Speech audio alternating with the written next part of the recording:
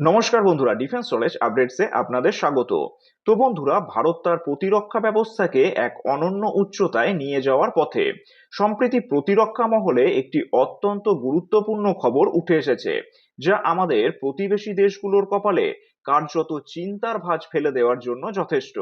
আসলে ডিআরডিও পরিকল্পনা করেছে ভারতের ভবিষ্যতের অত্যাধুনিক P-77 নিউক্লিয়ার অ্যাটাক সাবমেরিনে ব্রহ্মোস ইয়ার অর্থাৎ এক্সটেন্ডেড রেঞ্জ মিসাইল যুক্ত করার। আজকের ভিডিওতে আমরা আলোচনা করব এই কম্বিনেশনে ভারতের নৌবাহিনীকে কতটা শক্তিশালী করবে এবং এর কৌশলগত গুরুত্ব কি। তাহলে দেখুন, ডিআরডিওর পরিকল্পনা অনুযায়ী ব্রহ্মোস মিসাইলের নতুন সংস্করণ, যা ব্রহ্মোস ইয়ার নামে পরিচিত, সেটার রেঞ্জ হবে প্রায় 800 কিলোমিটার। এই মিসাইলটিকে ভারতীয় নৌবাহিনীর ভবিষ্যতের প্রজেক্ট অর্থাৎ P-77 নিউক্লিয়ার অ্যাটাক সাবমেরিনে ইন্টিগ্রেট করা হবে। ব্রহ্মোস আগে থেকেই বিশ্বের অন্যতম দ্রুতগামী ক্রুজ মিসাইল হিসেবে পরিচিত, আর 800 কিলোমিটার রেঞ্জ যোগ হওয়া এটি আরো মারাত্মক হয়ে উঠবে। এখন প্রশ্ন হলো, ব্রহ্মোস মিসাইলকে এত রেঞ্জ কেন দেয়া হচ্ছে? তাহলে দেখুন, এর আগে যে ব্রহ্মোস মিসাইলগুলো ছিল তার রেঞ্জ ছিল 300 থেকে 400 কিলোমিটারের মধ্যে। 800 কিলোমিটার রেঞ্জের মানেই হলো সাবমেরিনটিকে শত্রুর সীমানার খুব কাছে না গিয়েও অনেক দূর থেকেই নির্ভর লক্ষ্যবস্তুতে আঘাত করা সম্ভব হবে।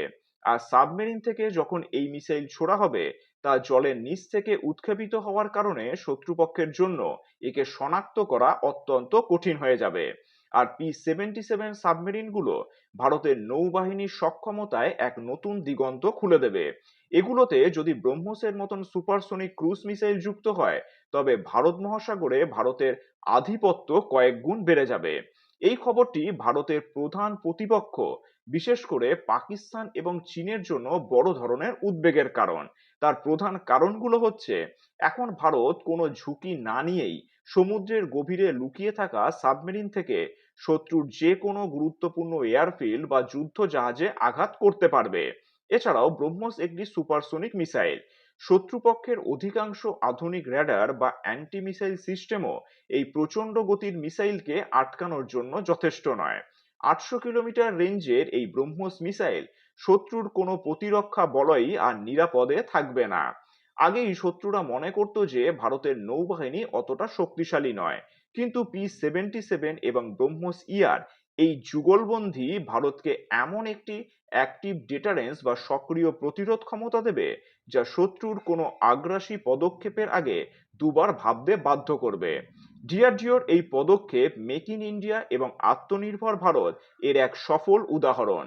ব্রহ্মোস ইয়ার এবং P-77 সাবমেরিন যখন পুরোপুরি কার্যকরী হবে, তখন ভারত মহাসাগরে ভারতের শক্তি এক অপ্রতিদ্বন্দ্বী অবস্থানে পৌঁছে যাবে। আপনাদের কি মনে হয়, এই ধরনের অস্ত্র কি দক্ষিণ এশিয়ায় শান্তির ভারসাম্য বজায় রাখতে সাহায্য করবে, নাকি সামরিক প্রতিযোগিতাকে আরো বাড়িয়ে দেবে?